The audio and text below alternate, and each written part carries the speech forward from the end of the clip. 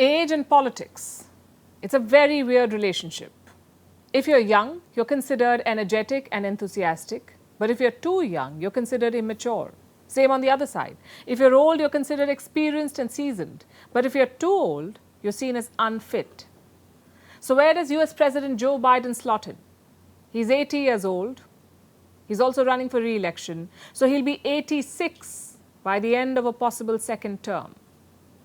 But why are we talking about this today? Because Biden's health is in the news for two reasons. One is a verbal mix-up. The president was speaking to reporters about the Ukraine war, but instead of Ukraine, he said Iraq. Listen to this. To what extent has Vladimir Putin been weakened by recent events? It's hard to tell, but he's clearly losing the war in Iraq. He's losing the war at home. And he has become a bit of a pariah around the world. It happens to everyone, right? But there's more to the story. This exchange with reporters was on Wednesday, but Biden made the very same mistake on Tuesday as well. He was speaking to campaign donors in Maryland. Let me quote from what he said. My staff wasn't so sure that we'd be able to bring all of Europe together in the onslaught on Iraq and get NATO to be completely united. That's what he said. Again, he meant Ukraine, but he said Iraq. At the same event, Biden messed up again. He said his new best friend was the prime minister of the world's biggest country. He meant India, but he actually said China. So the verbal mix-ups are one problem. The second is Biden's sleep apnea. People noticed that the president had some marks on his face, as if he was wearing a mask. Later on, the White House clarified, Biden has been using a CPAP machine for the last few weeks. It helps with sleep apnea. Now, quick side note, sleep apnea is a condition where your airways get blocked while sleeping, so you can't breathe for a while. It can cause loud snoring, insomnia, and also headaches. The machine that he uses, the CPAP machine, can help reduce this. It feeds oxygenated air directly into your airways, hence the mask. Now, President Biden has had this condition for a while. It's been part of public record since 2008. And at first glance, it's not really problematic. Around 26% of all Americans between ages 30 and 70 have this condition. But Biden isn't just any US citizen. He's the president of the United States. He controls the nuclear football. So naturally, his sleep apnea will get more attention. Now, both these incidents have raised some questions about President Biden. Is he too old for re-election? Well, that's for his party and for American voters to decide.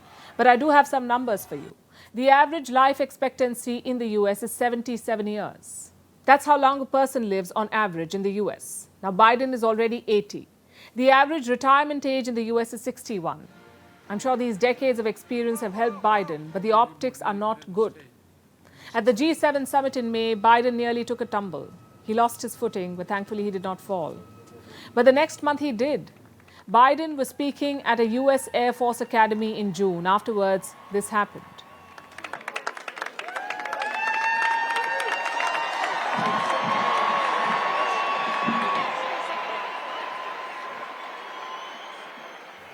Like I said, it does not look good. Biden is the oldest president in American history. His challenges are unlike his predecessors. There's a war in Ukraine. There's a looming showdown with China. There's a major cost of living crisis and also growing white supremacy at home. Is Joe Biden up for those challenges? Well, he says he is.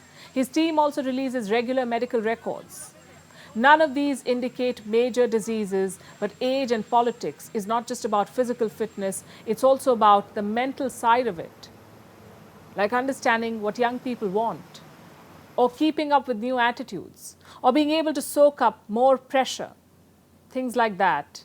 Experience can make you accept those things. But only youth can help you celebrate them.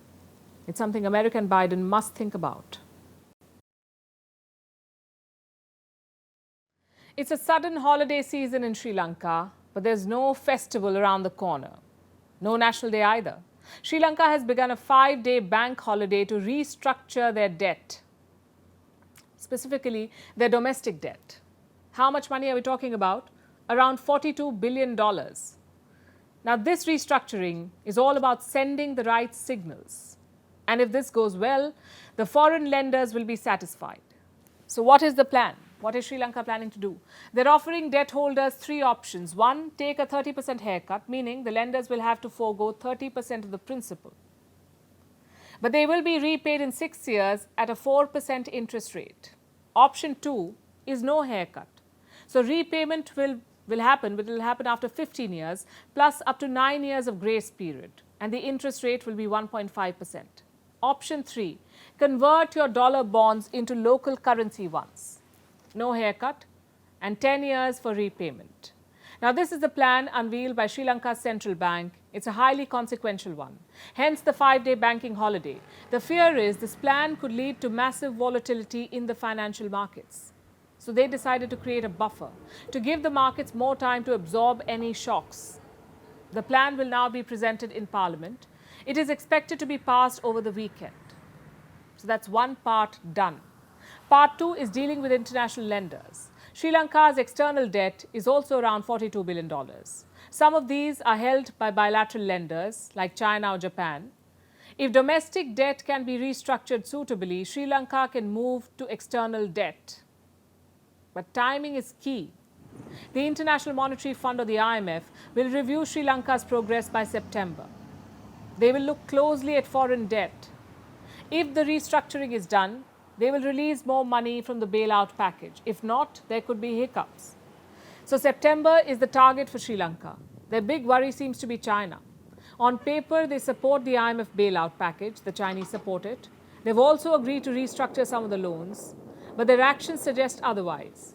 Consider what happened in April this year. Sri Lanka kicked off restructuring talks without China. India was present. Japan was present. So was the Paris Club of Sovereign Creditors, but China was not there. Do you know why? Because Sri Lanka was reportedly fed up with the delays from the Chinese side. They had to rush things, but China was taking it slow. So the question is, will this continue? Sri Lanka's Foreign Minister Ali Sabri is visiting China as we speak. He's also met his Chinese counterpart. Their statement talks about a lot of things. The One China policy, the Belt and Road project, cultural exchanges. But guess what it doesn't talk about? Restructuring China's loans. It's not there. What explains this dangerous strategy by Beijing? Because if the loans are not renegotiated, the IMF will not release the funds that Sri Lanka wants, which means Sri Lanka's economy could collapse. So what is Beijing up to? Could this be a strategic game to pull Colombo back into its orbit? A simple quid pro quo. We will renegotiate our loans, but you will have to pick us over India. It's quite possible. The foreign minister's statement emphasizes on two things, the Belt and Road projects and Chinese investments in Sri Lanka, two things that landed Colombo in this debt trap in the first place. Will the current government make the same mistake? Well, President Ranil Wickremesinghe is saying a lot of things. He says Sri Lanka will not become a base to threaten India. He also says there will be no military pacts with China, which is good news for India. At the same time, President Wickremesinghe says his country will be neutral. He won't pick India or China. And that's a downgrade for New Delhi. Sri Lanka has traditionally been their sphere of influence. To go from that to neutrality is a downgrade. But in foreign policy, it's not always about the statements, it's more about the actions. Sri Lanka must think about the rational bet. India has extended financial help worth $4 billion since last year. Plus, it's advocating for Colombo at the IMF. India is batting for Colombo. And what is China doing? Stalling the whole thing. Sri Lanka will need more assistance down the line, more constructive assistance. Their economy is projected to shrink by 2% this year, which means a lot of jobs gone, a lot of materials in short supply. How will Colombo overcome this period? Some international agencies have stepped up. This week, the World Bank, for instance, granted $700 million, $500 million for budgetary support, $200 million to help the most vulnerable people. The IMF has also announced a $3 billion package. Only some of it has been released. The rest will come only after loans have been renegotiated. India is ready to help achieve all of that. But Colombo also needs China's help. The problem is, it could be a dangerous trade-off. Now let's turn our attention to Pakistan. Today is the 29th of June. It's Eid al-Adha, one of the holiest days in the Islamic Republic and the Islamic calendar. The celebrations are set to go on for 3 days, but Islamabad is hoping to celebrate more than Eid this weekend. They're hoping to avert a crisis, to meet a tough deadline. They had a deal with the IMF that expires tomorrow. This deal was signed in 2019. The IMF, or the International Monetary Fund, was to give Pakistan more than $6 billion. But as always, conditions applied. Now, Pakistan being Pakistan did not meet those conditions. So last October, the IMF froze the bailout. Some of the money has already gone to Pakistan, the rest is frozen. The IMF stopped giving any more installments, or tranches as they call them. And this deal expires tomorrow, that is the 30th of June. So unless Pakistan pulls a rabbit out of the hat, it's not getting the money. And it wants this money desperately. So Prime Minister Shehbaz Sharif is running from pillar to post. He's had multiple meetings with the IMF chief last week, first in person in Paris and then online. Then on Sunday, Pakistan revised its annual budget to suit the expectations of the IMF. It introduced some fiscal reform. Now the world is watching to see if Pakistan can secure a deal at the 11th hour, as are the people of Pakistan, because they're the ones who've been suffering. Record inflation, higher taxes, steeper interest rates, and a devastating flood last year. It left almost 2,000 people dead and 2 million homeless. So it's no surprise that this Eid doesn't feel too festive for many in Pakistan. Here's a report.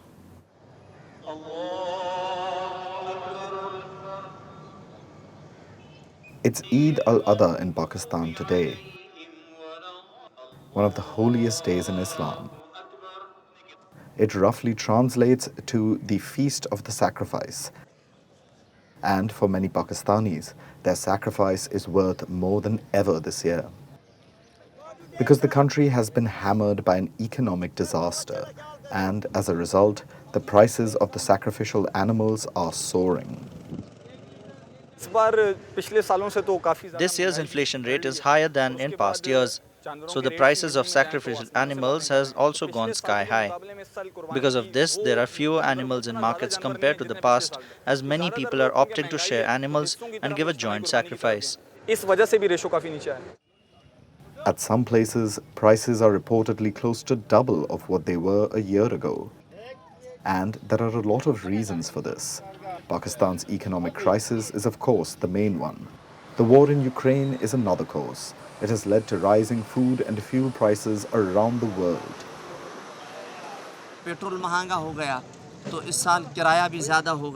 As petrol became more expensive, the prices also increased. Now coming to this market and renting a stall here is also higher. They used to charge less. The transportation costs have also increased. These are the reasons why the cattle prices are higher this year. So much so that an animal which we used to sell for 150,000 Pakistani rupees last year is now around 240 or 250 Pakistani rupees. One main reason is that the cattle fodder has also become expensive, hence the cattle prices are high. Add to this the losses caused by last year's devastating floods.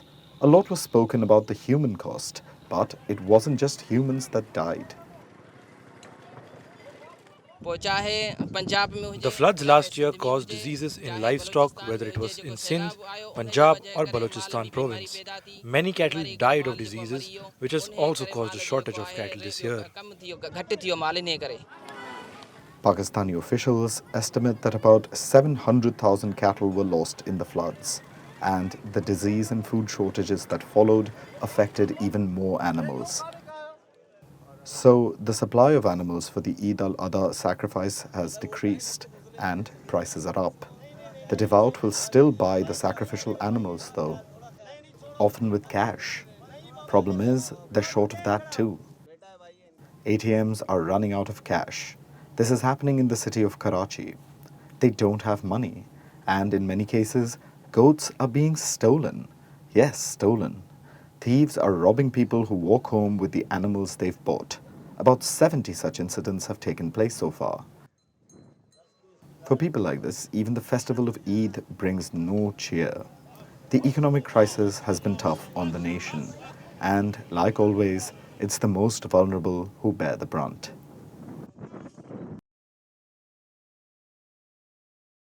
Our next story is about work.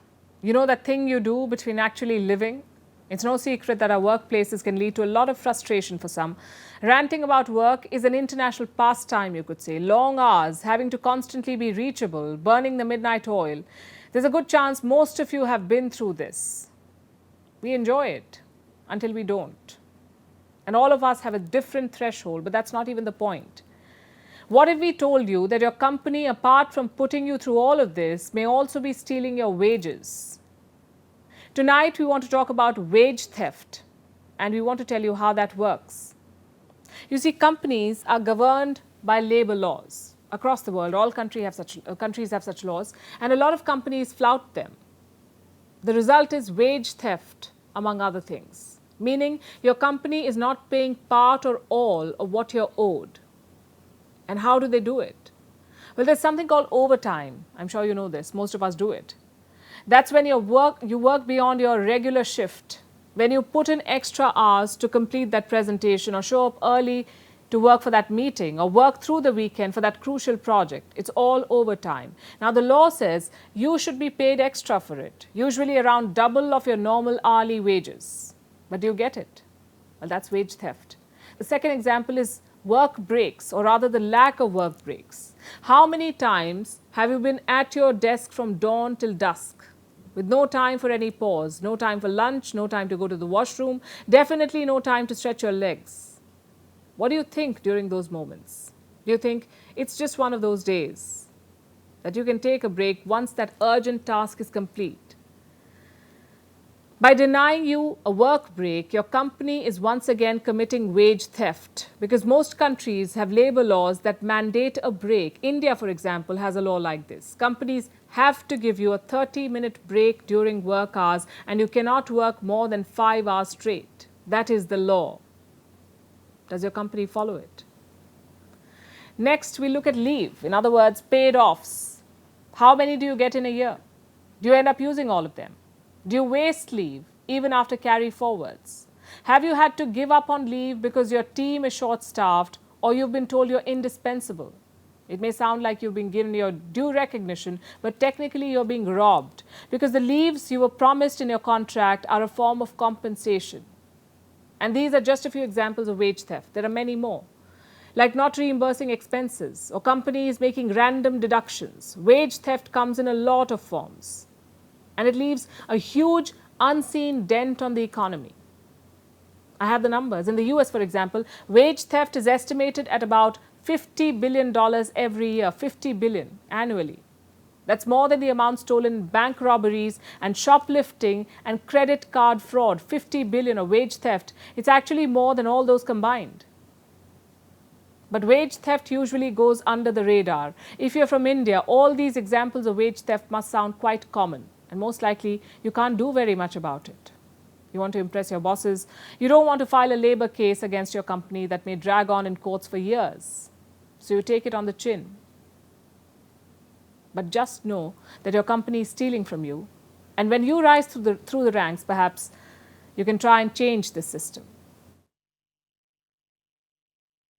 A massive outcry of people, trade unions, environmental groups, even conservative leaders. And yet, in the year 1989, former Prime Minister Margaret Thatcher sold off Britain's water industry. She privatized it. Cut to 3 decades later, today UK's water sector faces its biggest crisis since. Its companies are drowning in debt, a debt of $76 billion. The largest one, Thames Water, is in emergency talks with the government. Water bills in England have increased by 40% since privatization, and they may further rise by 40% in just the next year, all while the country faces a sewage scandal. I could go on, but you get the picture. Things are bad. For a service as essential as water, is privatization to blame? Here's a report. Before we begin this story, let us tell you about Thames Water. It is UK's largest water company. It has regional monopoly in the country. Thames serves a quarter of the population, some 15 million customers. But now it is on the brink of collapse. This water company is drowning in debt worth $12 billion. So it is drawing up emergency plans, thinking about going into temporary public ownership. You see, UK's water sector was privatized 3 decades ago. Now it faces a terrible state of affairs. It has accumulated a debt of about $76 billion. And the story of Thames only goes to show the great failures of privatization of water. Because these companies have prioritized their investors over the needs of both people and environment, who have to pay for this crisis of water. Quite literally, their water bills have increased by 40% since privatization. And all of this as UK faces a cost of living crisis. British inflation is skyrocketing. It was expected to fall, but it held at 8.7% last month. The inflation is proving very hard to bring down. So squeezing UK households are tapping into their savings. Last month, they withdrew money from their savings at a record pace. They drained $4.7 billion from savings. And this crisis seems to be hitting both rich and poor. Reports say King Charles has ordered to turn down heating at palaces. Why? Because royal spending has hit $135 million. Buckingham Palace's net expenditure has risen by 5%. So the king too has been forced to dip into his reserves to cover costs of a year high on royal activity. Now, if one holds such an extravagant archaic ceremony during UK's tough times, such a scenario isn't unexpected. While some held over-the-top luncheons during their ceremonies, others are going without food. Because this crisis is affecting millions across the UK. With 86% of police officers and staff facing financial concerns, thousands in the force are missing meals due to the lack of money. The Met Police has claimed that their police officers are turning to food banks.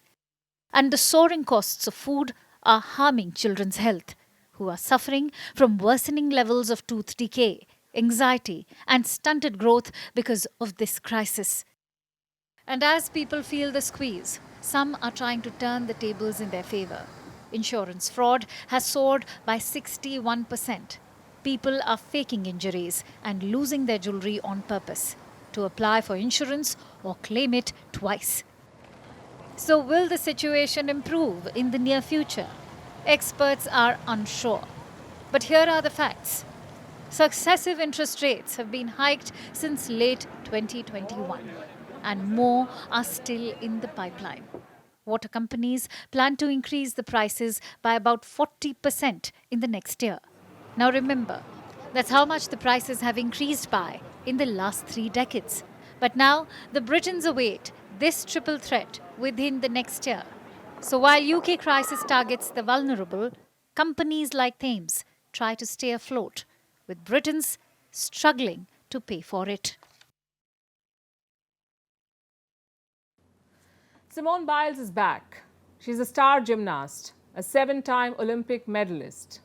And she plans to return to competition at the US Classic. It's a low-profile competition open to elite gymnasts. 2 years ago, she last competed at the Tokyo Games, but suddenly withdrew mid-event. This move sent ripples across the world, but Biles said she needed to protect her mind and body. You see, the world of sports can be uncompromising and very demanding. Athletes are rewarded for giving everything to the sport. Coaches demand it, so do the fans. But in recent years, we've seen a shift. High-profile athletes are now prioritizing their mental health over their career. Our next report tells you more. This is Simone Biles, an icon in the world of gymnastics, a 7-time Olympic medalist who suddenly withdrew from the sport 2 years ago, shocking the world. The news spread like wildfire. After all, Biles was at the top of her career when she took this decision. But, undeterred, Biles stood by her decision, saying she needed to focus on her mental health, her body and mind, and for that she took time off. But now Biles is back, and again this is making headlines across the world. But her return isn't just a story of a comeback, it's a celebration of an athletic revolution. Because when the star athlete decided to step back, her decision was both applauded and condemned. Why the latter? Because such a decision is a rarity in the world of sports, which is relentless and uncompromising. It rewards perseverance, so athletes give and give and give, often at the cost of their own mental health. But in recent years, a shift seems to be occurring. Biles's withdrawal definitely counts as one of the most high-profile cases, but she's not the only one to speak up and step back. In 2021, tennis star Naomi Osaka spoke about her struggles with depression. Then she withdrew from the French Open. Michael Phelps is the most decorated Olympian in history. Recently, he too spoke about his struggles with substance abuse and depression. This year, Brooklyn Nets' Ben Simmons talked about his mental health problems. At the Winter Olympics in Beijing this February, many athletes from multiple sports spoke up. And what concerns do they share? Athletes of color have talked about how racism made their mental health worse. Players, young and old, also talk about the toll social media takes. I would think as a player now, just to stay off social media as much as possible. Maybe if you need to for sponsors, put stuff out, but don't necessarily take stuff in where you read it. In my day, I was always told, don't pick up the newspaper, try not to watch what they say about you on television, because it does hurt. And particularly when you're young, you're trying to grow up. It's difficult enough without everybody having a voice and an opinion about your hairstyle, your dress, your attitude, your whatever it is. But the fact that these conversations are occurring is a big deal for sports, which has long held the belief, no pain, no gain. Let us give you an example. At the 1996 Olympics in Atlanta, gymnast Kerri Strug famously broke her ankle on the vault. She told her coach about it, who said that she finished her routine despite the injury. Most of us would find it hard to walk with a broken ankle. Imagine doing air flips with it and nailing a landing. But back then, it was considered good coaching to keep pushing a player. And Strug followed this advice, helping the US team win gold. So it turned out all very well for the team. But what about Strug? She retired shortly after. At that time, this was acceptable. But now, things seem to be changing. Yeah, I think I was of the generation of athletes who would suck it up and rub some dirt on it, was what my coach used to say. And so, I think that with some of us who are providers in the field, the reality is there's no science behind that. There is nothing that says, the reality is this is going to make you the best athlete. What we're actually finding, and there is science and literature behind, is the fact that to address an issue before it becomes a crisis, or to work with somebody around their mental health, can make them a stronger athlete. And they're overcoming adversity. And there are tips and tricks and strategies that are actually going to improve somebody's mental health and performance. So maybe it isn't best to suck it up and rub some dirt on it. Because maybe avoiding mental health conversations may be the reason many bite the dust far too early in their careers. The ill effects of which haunt these athletes far too late in their lives. Because sometimes giving up and stepping back takes just as much courage as fighting on. And now it's time for Vantage Shots, images that tell the story. To those who are celebrating Happy Eid, Muslims across the world are celebrating the festival of Eid al-Adha. Air tankers trying to extinguish wildfires that are burning the US state of Arizona.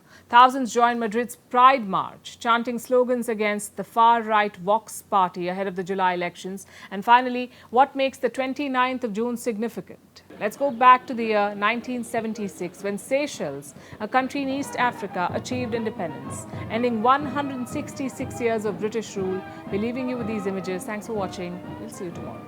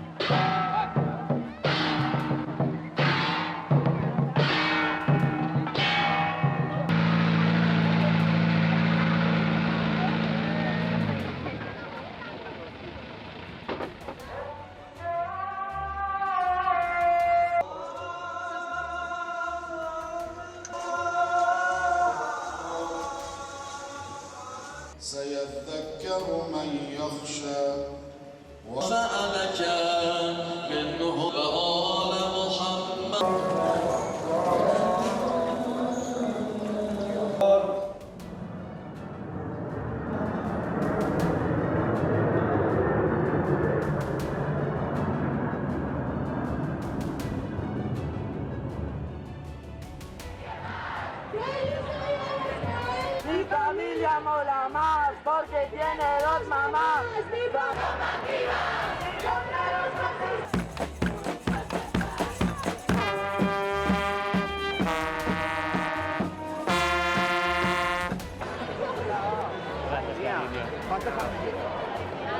¡Por mi